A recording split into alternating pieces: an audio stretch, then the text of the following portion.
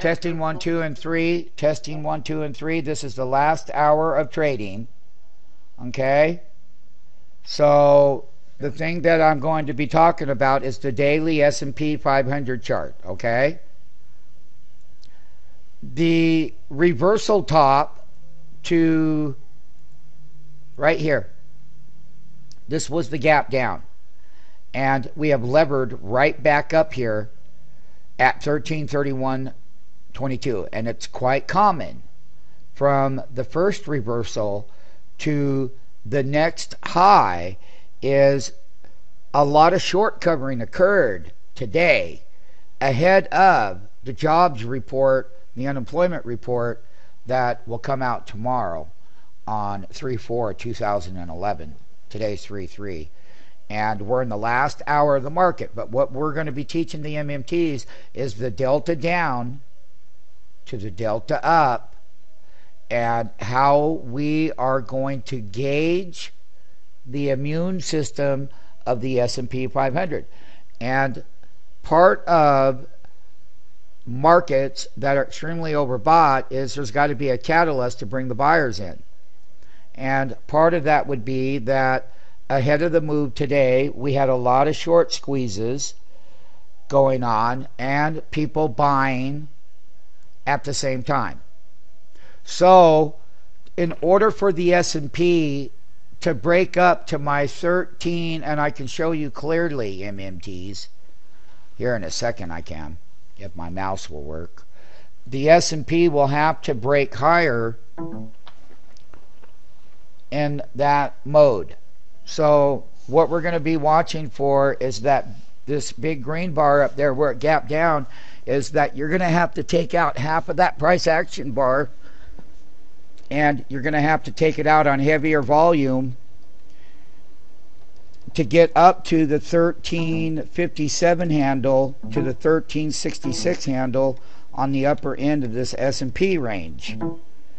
And that at that point you're going to be taking out that 1350 handle and that 1345 handle very easily, but it's going to need increased volume. And this is that bar that I'm talking about right here. So let's be clear about it. It's this one here. And a half delta lines are $5.81 per action line. And now we're going to come to a place that it's very important for the bull side is that you're going to have to come up, and it's going to be this half bar first right here. So once we come up there and we can close it, because it doesn't have to be the top one, but that does have to be taken out, but this is going to be the key one right here. So when we get up there, we're going to have to see increased volume and continuation where even after the jobs number comes out favorable, well, then it will bring some more buyers into the market. That's very correct. However, you've got to account for the amount of movement the prior day to the number tomorrow morning. And it's clear that we're up 214 points. And I said that we would have to have the equal distances that we had on the way down, but that momentum would have to be very powerful on the way up. And then there's going to be the extreme power would have to be is that I'm going to consolidate above 1336.24 on the S&P. Then thereafter, I'm going to take a look up here as to what my S&P will look like on the upper end of the brain. And basically there's 1366. That's 5 full deltas from when we were talking about it. And basically, and we're 2.5 deltas up right now at 1337, 1332. So basically, we're about right here, 2 full deltas up on the day at 1331, and the S&P is 1332. Now, when we take a look at that upper delta chamber, these are the things that will have to happen in order to get up to the higher delta ranges. Naturally, the deltas change every day based on the previous day's price action. So therefore, that move into that area has to really bring that big money off the sideline to push it a lot higher. That means that international fund managers are going to step in and the market's going to start triggering those transactions. That's how we can work our way up to the higher deltas here. And here's that 1354 delta, and there's that 1349 3.5 delta. So this is the range that I'm talking about, MMT.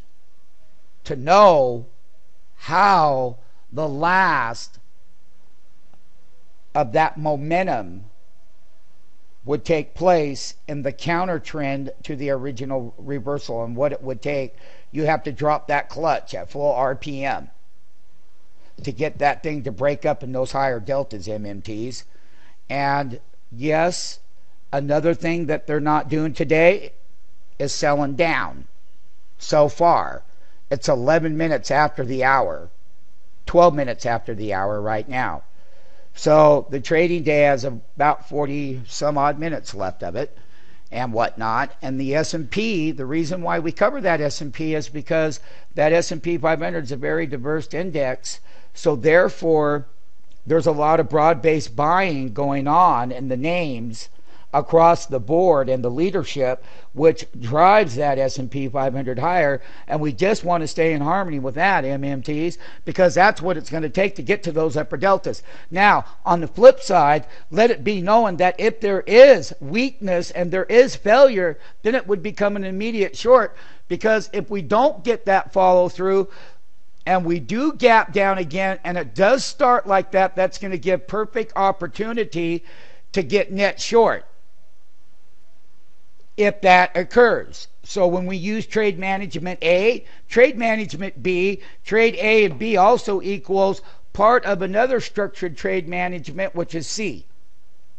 And that is wait for it to confirm itself and then move in.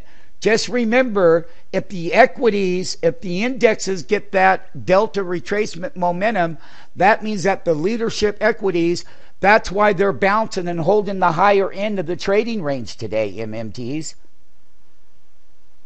It's because of that indexes are firming up, so that means that you can go delta higher in your actual individual names to higher deltas.